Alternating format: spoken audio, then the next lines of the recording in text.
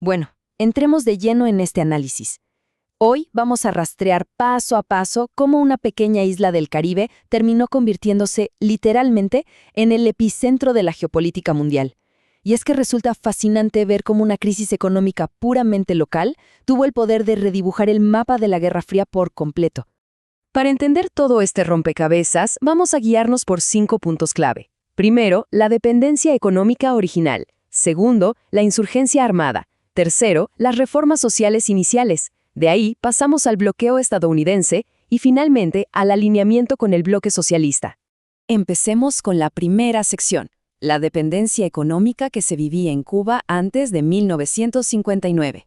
Para entender la historia hay que tener clarísimo un concepto: el sistema de cuotas azucareras. Antes de la revolución no existía un mercado libre para Cuba.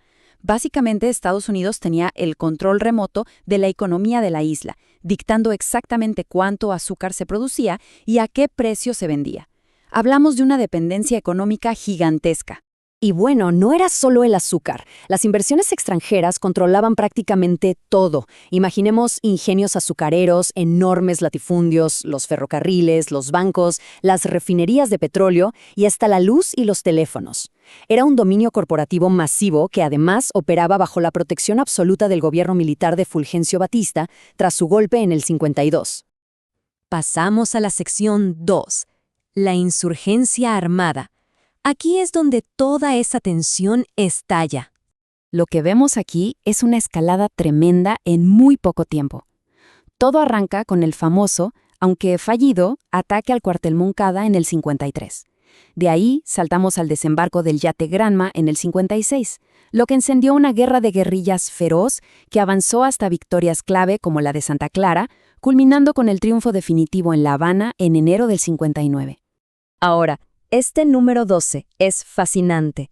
De los 82 hombres que llegaron apretujados en el yate Granma, solo 12 lograron sobrevivir al primer ataque de la aviación del ejército para escapar hacia las montañas.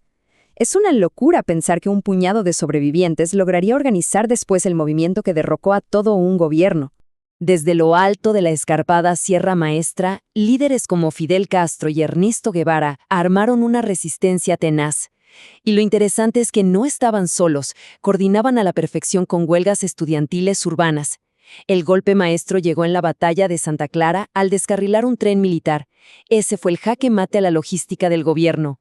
Llegamos a la sección 3. El gobierno cae y comienzan las reformas sociales iniciales.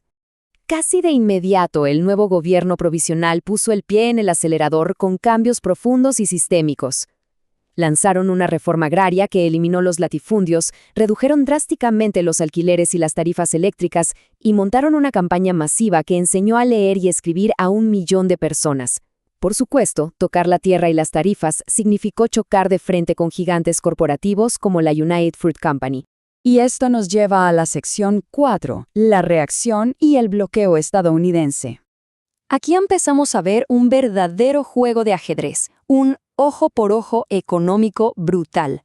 Cuando Cuba aprueba la reforma agraria y afecta propiedades agrícolas estadounidenses, la respuesta diplomática no se hace esperar. Cortan drásticamente la famosa cuota de importación de azúcar. Básicamente le cerraron de golpe el grifo a la principal fuente de ingresos de la isla. Y la cosa escaló rapidísimo hacia el sector energético. Como Cuba se quedó sin su mercado azucarero, empezó a importar petróleo soviético. ¿Qué pasó entonces? Las refinerías estadounidenses y británicas en la isla se negaron a procesar ese crudo. La respuesta cubana fue fulminante.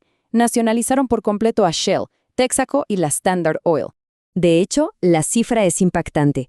Exactamente 26 empresas de capital estadounidense, incluyendo bancos enormes y sistemas de telecomunicaciones, fueron nacionalizadas por completo en medio de esta inmensa olla de presión.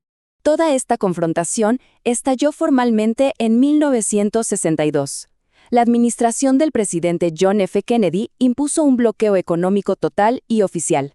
Bajo el argumento de proteger los intereses de las empresas nacionalizadas, se suspendió absolutamente todo rastro de la cuota azucarera y se cortaron los lazos históricos de tajo. Pasemos a la sección 5, el alineamiento socialista. ¿Qué haces cuando tu principal socio comercial te cierra todas las puertas? Bueno, pues toca buscar un salvavidas. Al perder por completo el mercado estadounidense, Cuba se vio en la necesidad de dar un giro radical a toda su economía por pura supervivencia. Sin otra salida, empezaron a venderle su producción azucarera a los países socialistas de Europa del Este a través de compras soviéticas. Un pivote geopolítico absoluto.